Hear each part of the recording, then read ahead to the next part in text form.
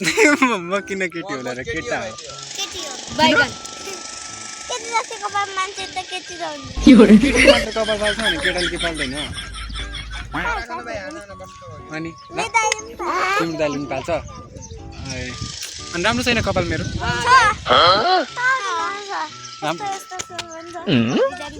राम्रो छ है केटी बन्न मन छ त्यस्तो हुँदैन अनि गीत बनाउने मान्छे पनि त कपाल ठुलो हुन्छ है होइन म भिडियो बनाउने मान्छे हो राम्रो छैन कपाल अनि उयो त काटो भन्दैछ त अनि तिमीहरूले यति सानो सानो किन काटेको त अनि कपाल मेरो जस्तो पाल्नु पर्छ काट्नुपर्छ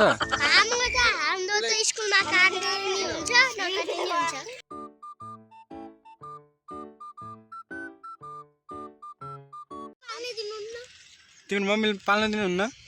किन खै त तिम्रो सरले कुट्दैन स्कुलमा कपाल पाल्यो भने हो र कतिमा पढ्छौ तिमी दुइटै एउटै क्लासमा पढ्छ हाम्रो साथी जाति सबै 2 क्लासमा हो र तिम्रो नाम चाहिँ के हो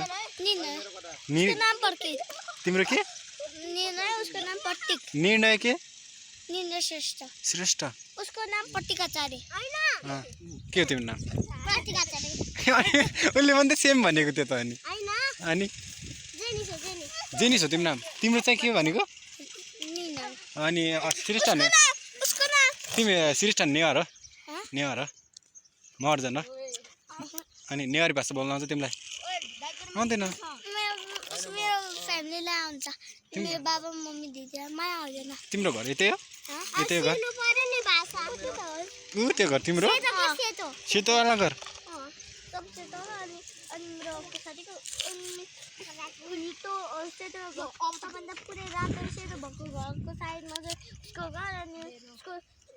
तिम्रो घर यतै हो दुइटैको यो दुइटै घर यतै हो यतै बस्छौ कि घर पनि यतै आफ्नै घर कता हो तिम्रो मेरो आफ्नै घर चाहिँ कोलपुर अनि मामा घर चाहिँ टिकापुर त्यसपछि अनि तिम्रो आफ्नै घर चाहिँ किर्तिपुर यतै हो है तिमीलाई नेवारी भाषा अनि श्रेष्ठ भनेको त नेवारी बोल्नु आउँदैन बुटोलो अनि भोजपुर बुटोलो पनि छ तिम्रो घर अनि भोजपुर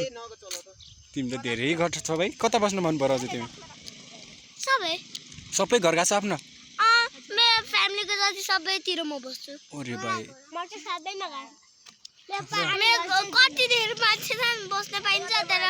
भन्न सकिन्न अनि तिम्रो फ्यामिली तिमीलाई नेवारी भाषा सिकाएन के भाषा आउँछ तिमीलाई एउटा मात्रै आउँछ जोजोलप्पा जोजोलप्पा भनेको के नमस्कार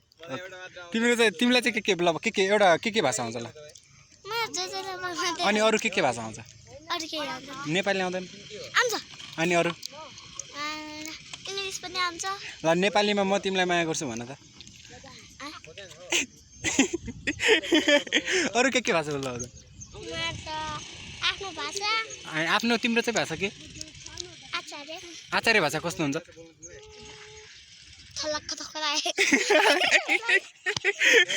ल ल छोड्देऊ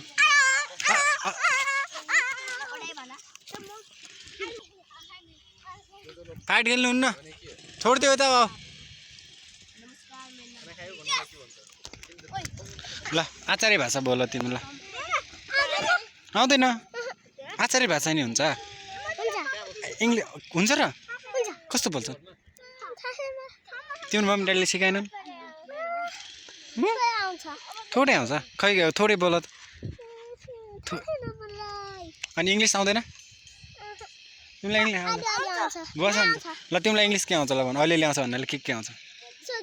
ल भन्नु के ओइ भन्नु न के आउँछ ल ल के बोल्न आउँछ बोल यो दुईटा घर कसको रे चल्नु न बस तिमीहरू बस पाले होइन बस तिमीहरू बस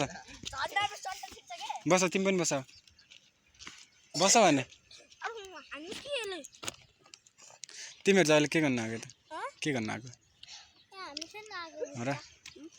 ल इङ्ग्लिस बोल्न आउँछ भने तिमीलाई के बोल्न आउँछ इङ्ग्लिस ल पहिला तिमी बोल नि उड्ने भन्छ ल ए ल पहिला तिमीले भन्नुपर्छ ल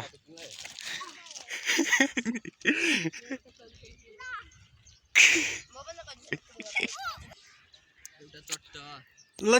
तिमी नजिक छ ल तिमी नै भन ए कस्तो छ नि यार इङ्ग्लिस बोल्छु भन्ने होइन जो नजिक छ त्यसलाई सोध भने अब एक नजिक ऊ टाढाको त्योभन्दा टाढा ऊ त्योको अरे भाइ भयो बोल्नु पर्दैन आऊ ल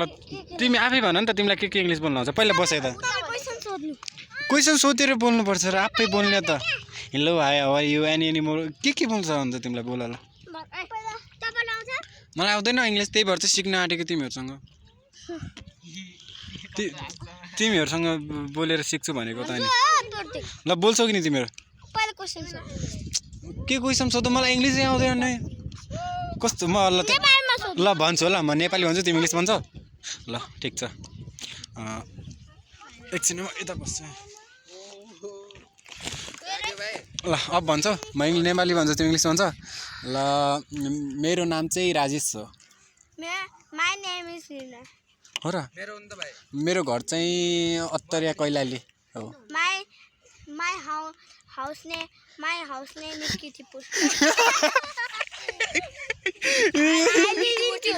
के हुन्छ रे I live in Kittypur. My house name is. Oi, beta. ल के हुन्छ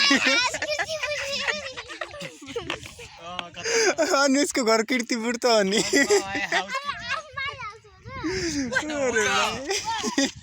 ल अरू भन्छ है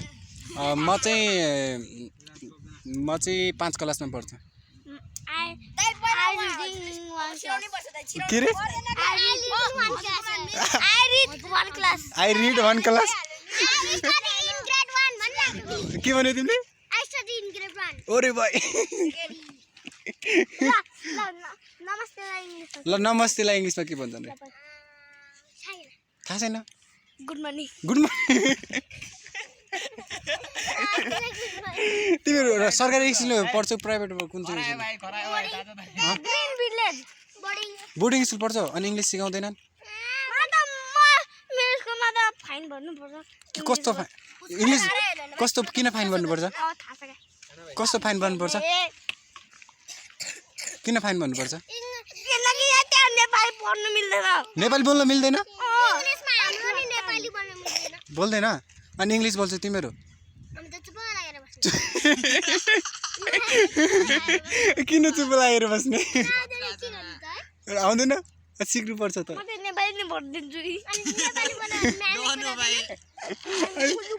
अनि घरमा सिकाउँदैनन् इङ्ग्लिस